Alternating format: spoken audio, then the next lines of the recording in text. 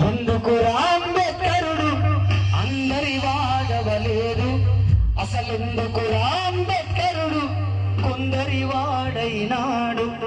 మానవతా విలువలు పెంచి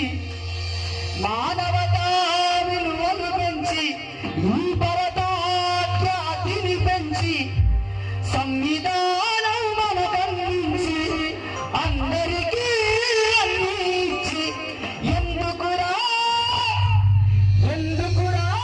తను ఒంటరి వాడైనాడు. ఓ కమ్మరి కుమ్మరి సాకలి మంగలి ఉత్తర బిడ్డల్లారా, ఓ కమ్మరి కుమ్మరి